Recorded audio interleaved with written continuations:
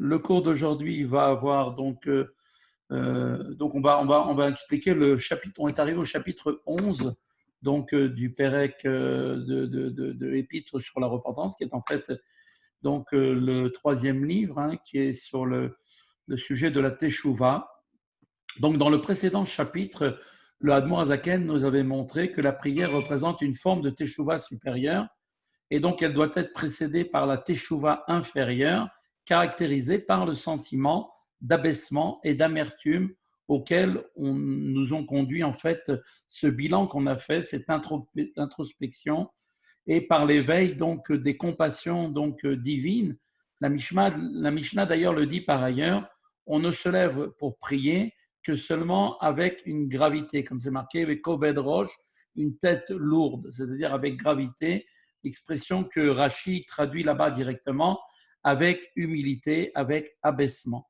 Donc, en même temps, l'Admor Azaken a poursuivi qu'il était enseigné, on ne se lève pour prier aussi que dans la joie, puisque le service de Dieu doit être fait dans la joie. Ivdu et Hashem besimcha.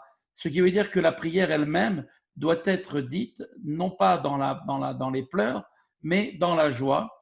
Et donc, a priori, il faut bien se dire malgré tout que dans nos générations, il n'est pas possible pour tout un chacun de changer subitement l'inclination de son cœur d'une extrême à l'autre, c'est-à-dire de passer au départ par la prise de conscience de cette amertume qui fait que on est triste, on se sent un petit peu, on se sent bien sûr avec toute la gravité que l'on prend conscience de ses erreurs. Et d'un autre côté, on nous demande de passer immédiatement à la joie pour servir Dieu. Alors, comment doit-on faire?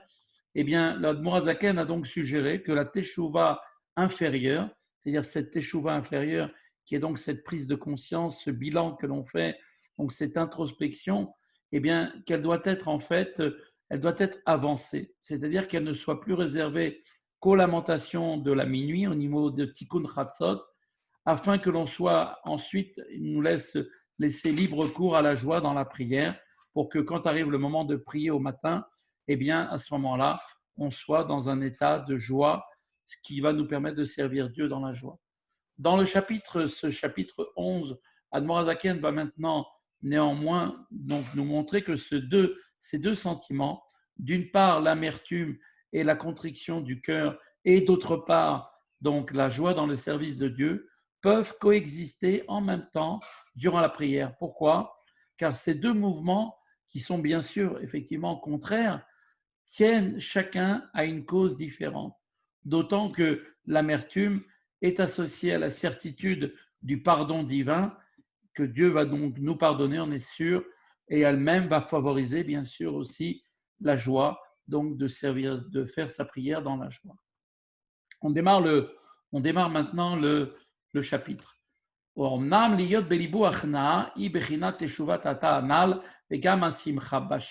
Cependant, pour ce qui est quand son cœur coexiste l'abaissement, donc là, ce degré de repentir inférieur, comme on l'a dit précédemment, et que la joie en Dieu exigée dans la prière soit aussi au même moment, les deux choses, eh bien, en fait, toutes deux conjointes, Shen Beyachad, pendant la prière, au lieu d'une évolution graduelle, c'est pas qu'on passe d'abord de l'amertume, de la contrition, pour ensuite aller vers la joie, mais que ces deux choses doivent être éprouvées en même temps, d'accord, et ne peuvent pas être en fait une évolution. La question à ce sujet avait été déjà discutée dans la première partie du Tanya, dans l'Ikouté Amarim, à la fin du chapitre 34. Rabbi Shneur Zalman avait montré dans ce chapitre donc, que l'amertume et la joie ne sont pas des choses qui s'excluent mutuellement. Dès lors que l'amertume et la contrition du cœur résultent en fait de la situation du corps et de l'âme animale, alors que la joie elle-même émane de l'âme divine et donc de l'étincelle divine qui habite donc ce corps. Donc on voit que chacune des émotions, qui est la contrition et l'amertume, vient en fait de la situation du corps et de l'âme animale, alors que la joie elle-même émane de l'étincelle divine qui se trouve donc dans le côté donc de cette étincelle divine qui est notre âme. Ces deux émotions résultent donc en fait de deux causes différentes, Pour une, c'est le corps et l'âme animale, donc l'amertume et la contrition. Et l'autre, la joie émane de l'âme divine. Et donc, elles peuvent toutes les deux s'exprimer en même temps, puisque les deux sont partie intégrante de la personne. Moshekatou Bezohar Akadosh, ainsi qu'il est écrit dans le Zohar Akadosh, Chedvat Kiya Belibae Misitrada, la joie est logée dans mon cœur d'un côté, comme il est dit là-bas, et les pleurs sont logés dans mon cœur de l'autre côté. Donc on voit qu'effectivement, une personne peut très bien au même moment avoir deux sentiments dans le cœur, une provenant de l'âme animale, qui est donc effectivement la prise de conscience et cette amertume donc de son éloignement de Dieu, et de l'autre la joie de l'âme divine. Rabbi Elazar, le fils de Rabbi Shimon, s'exclama ainsi quand il entendit donc l'explication des secrets de la Torah qui avait été donnée par son père Rabbi Shimon Bar Yochai sur la destruction du Beth Amikdash, et tout en étant lui-même saisi par la profondeur des secrets que Rabbi Shimon était en train de lui révéler, il avait ressenti beaucoup plus difficilement encore le sentiment de gravité de la ruine, de la destruction du Beth Amikdash. Parce que, ayant accès au secret de la Torah, il a pris encore plus conscience de ce qu'on avait perdu en ayant effectivement détruit ce Beth Amikdash. Et donc, il avait en même temps à la fois donc ces deux émotions. Il avait d'un côté la joie d'apprendre des secrets les plus profonds de la Torah, parce que son père, Rabbi Shimon, était en train de les révéler. Mais d'un autre côté, cette révélation lui a donné accès à la connaissance de la profondeur, de la gravité de la destruction du Beth Amikdash. Et donc, chacune était dans son cœur et coexistait en même temps. Donc, l'une ne vient pas empêcher l'autre. Donc, effectivement, l'amertume provenait donc du côté de l'âme l'âme animale et du corps, alors que le sentiment de joie de la découverte des secrets de la Torah était lié avec l'âme divine. Au Betsirouf, Od Emuna Vabitachon, Liot Nachon Libo Batuar Bashem, qui Chafetz Chesed ou, et en plus, avec l'appui donc de la foi, donc comment on dit, la Emuna, de son assurance, en même temps en ayant l'assurance de son cœur ferme, qui était totalement confiant en Dieu, car il se complaît, comme il est dit, Dieu se complaît dans la bienveillance. Vechanun verachum verav disloa, techef umiyad shemevakesh mechila uslicha meitu itbarer. Et Dieu, il est clément, il est miséricordieux. Et dès qu'on lui demande, à l'instant même, on sollicite chez lui le pardon, alors à ce moment-là, Dieu nous pardonne par son pardon abondant. Kerov rachamecha meche peshaï ekapseni, ta'areni vechol avonotai mache chole. Et comme il est dit dans la prière que l'on fait chaque jour, dans le moment de la prière du Shemona Esrei, et selon ta grandeur et ta clémence, efface mes fautes, comme c'est marqué dans les Teilim, lave-moi, purifie-moi, donc c'est marqué toujours dans Teilim, efface toutes mes fautes, mes iniquités, qui est donc encore effectivement toujours dans le même Teilim. Donc on voit que quand un juif demande à Dieu de tout son cœur au moment de la prière à Dieu d'effacer ses péchés, eh bien sans aucun doute, Belishum Safek ou Sfek Feka Beolam, eh bien toutes ces requêtes sont immédiatement exaucées par Dieu, sans aucun doute, ni l'ombre même d'un doute, le pardon apparaît acquis en toute certitude. La preuve qu'on sait que vraiment Dieu a pardonné véritablement. Comme Moshe Nanu Mevarchim Bechol Tfilah Shmona Esrei, Techem Shemavshim Selach Lanu Chole, Baruch Ata Hashem Chanun Amar Belistoire. La preuve que le pardon de Dieu est donné réellement et que ce n'est pas quelque chose qui est en ami mis de côté ou en attente. On le voit dans la prière, à chaque fois qu'on fait le Shemona Esrei, au moment du Shemona Esrei, immédiatement après avoir imploré Dieu en disant pardonne-nous, etc., eh bien, comment est-ce qu'on conclut?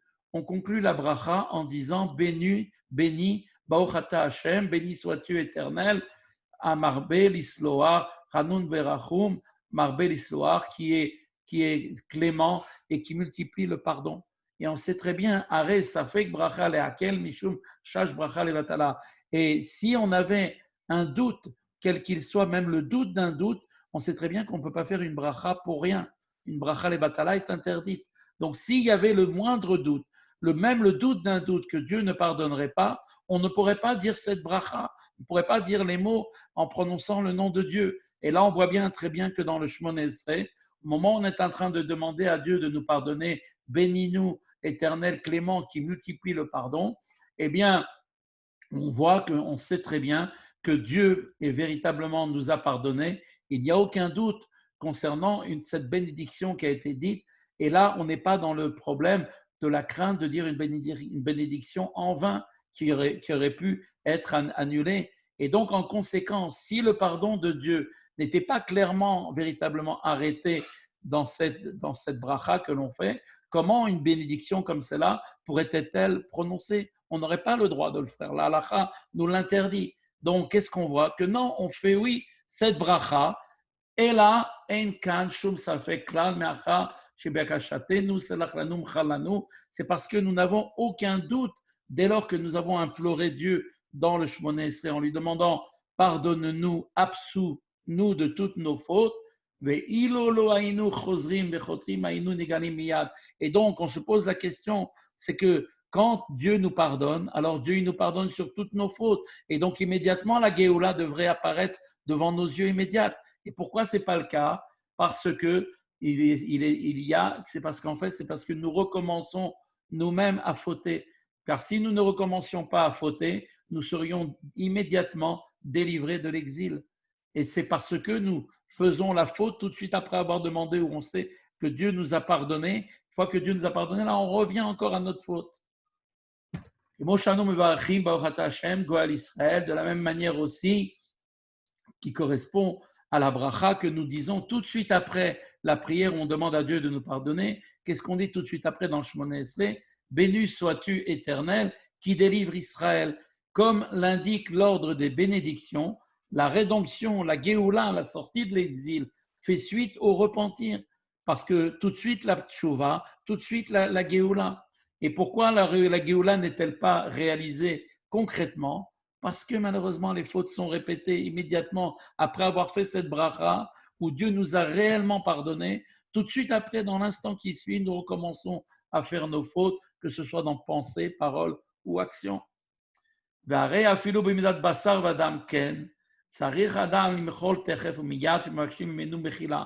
est aussi l'enseignement pour nous? Eh bien, l'enseignement, c'est que l'homme doit se mettre à l'image, donc à l'image de Dieu. Et donc, cette mesure-là, elle doit être la même pour un être de chair et de sang. Un homme doit pardonner aussitôt qu'on lui demande pardon, à l'image de Dieu, qui à chaque fois qu'on lui demande pardon, eh bien, pardonne sans retenir son pardon immédiatement. Et une personne ne doit pas être cruelle en refusant de pardonner, car ça, c'est pas du tout la notion de l'âme juive.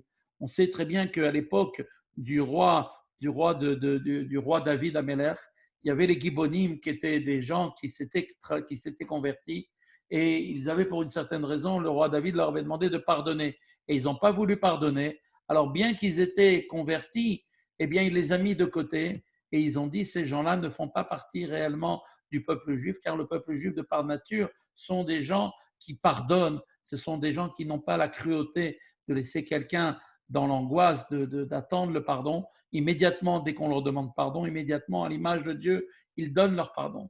Philo Bekoteya Travero, et on explique là-bas, même dans la Gemara, que ce pardon, il doit être fait même pour quelqu'un qui a coupé la main d'une autre personne, comme c'est marqué dans la Gemara là-bas. Ce dernier doit accorder son pardon lorsqu'il le lui est demandé. Vous voyez, c'est pas juste simplement il a dit des mots où il a mal parlé contre lui, où il a peut-être insulté. Mais là, on parle même de quelqu'un qui il a coupé le bras de quelqu'un. Eh bien là, il doit pardonner. Comme cela est rapporté dans la Gemara, sauf Perek Red de Baba Kama, comme l'affirme le Talmud à la fin du chapitre 8 de Baba Kama, qu'un juif de par nature, c'est quelqu'un qui a dans son âme cette dimension de pardon qui est l'apanage du peuple juif uniquement. Et le juif doit savoir que cela ne concerne uniquement que le juif. Cette notion de cruauté n'existe pas au plus profond de l'âme d'un juif et c'est ce qui fait sa différence avec les non-juifs. Et si on lui a demandé pardon 3 fois, la halakha prévoit que si la personne n'a pas voulu pardonner, pour une raison qui est la sienne, qui est en fait un problème dans sa neshama, eh bien, il n'est plus besoin, la personne qui a maintenant demandé pardon, elle n'a plus besoin de revenir pour lui demander encore une fois. Si 3 fois de suite, la personne lui a refusé son pardon, il n'est plus obligé de revenir une 4e fois. Ou à Gibonim, vous voyez, on demande, vous voyez, tout de suite, on parle aux Gibonim, ceux de l'époque de David Ameller, chez Bikesh David Ameller, Allah va shalom mehem mechila be'ad Shaoul, qui David Ameller leur avait demandé pardon concernant Shaoul, qui avait fait périr les Gibonim, et donc il leur avait demandé pardon au nom de Shaoul, le roi, pour qu'il le pardonne. Eh bien, on voit que David Ameller leur avait demandé, et eux, ils n'ont pas accepté, ils n'ont pas voulu, c'était des convertis. Et on voit bien que même s'ils étaient des convertis, pour certaines conversions, la conversion n'est pas sincère du plus profond du cœur, et ils restent ce qu'ils sont dans leur véritable nature. Et à ce moment-là, qu'est-ce qu'il a fait? Gazar David Alehem, David Ameller, il a donc décrété que ces gens-là n'entreraient pas dans l'assemblée de Dieu, c'est-à-dire qu'ils ne seraient jamais autorisés à faire partie des Bnei Israël, qui eux, dans leur nature, Shem Rachmanim Kroulé, qui sont compatissants. Les Juifs de par nature sont des gens compatissants, et les Gabonim, auxquels manquait de manière si flagrante ce trait de caractère distinctif du peuple juif, furent condamnés à ne jamais pouvoir y être accueillis. Donc même s'ils avaient été effectivement convertis, et qu'ils l'avaient fait, d'ailleurs on sait qu'ils s'étaient convertis par ruse, ils avaient eu très peur quand les Bnei Israël étaient venus conquérir la terre d'Israël, et à ce moment-là on dit qu'ils se sont habillés avec des vêtements de gens qui étaient usés, des gens qui avaient voyagé, pour faire croire qu'ils venaient d'une contrée très lointaine, pour vouloir embraser le judaïsme, vouloir se convertir. Donc il avait fait vraiment dans le sens d'un intérêt. Eh bien, du fait qu'ils ont été, qu'on leur a donné on les a pris dans le peuple juif, donc c'était fini, puisque la parole donnée par un juif et par le peuple juif a été à tout jamais donc accomplie. Mais on voit qu'ici, plus tard, à l'époque de David Ameller, ces gens descendants des Gibonim, qui étaient quand même de génération en génération, eh bien, du fait que leur conversion n'était pas vraiment sincère, eh bien, sont restés au plus profond d'eux-mêmes ce qu'ils sont, c'est-à-dire des gens cruels. Et quand il a fallu demander pardon pour Shaoul, alors David Ameller a vu qu'il ne pardonnait pas, et donc ils n'ont pas accepté, et donc David Ameller les a exclus du peuple juif, il les a condamnés à ne jamais être accueillis au sein du peuple juif, même qu'ils avaient été, pourtant, ils avaient été convertis. Donc vous voyez qu'il y a une dimension qui est que, en réalité, la sincérité doit être la base fondamentale de toute volonté de conversion. Si elle n'est pas là, il n'y a pas de conversion, même si dans les papiers tout paraît parfait. En réalité, il y a aussi la réalité du transformation profonde de la personne. Comme le rapporte le Talmud dans le chapitre 8 de Yevamot, comme c'est rappelé là-bas,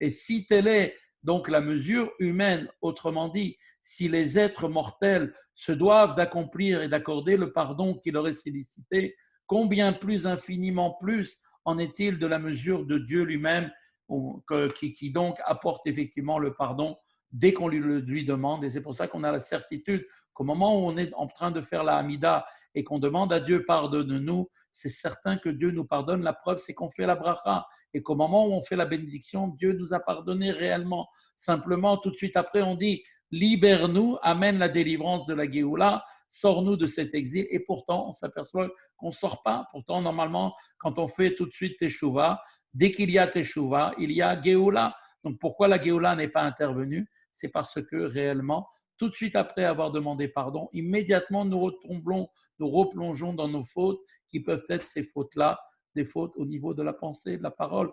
La prise de conscience n'est pas sincère, et on voit que la Teshuvah, elle n'est pas là, elle n'accompagne pas réellement la demande qui est faite. Pardonner, Dieu pardonne. Simplement, ça dépend que de nous. Voilà, sur ces belles phrases.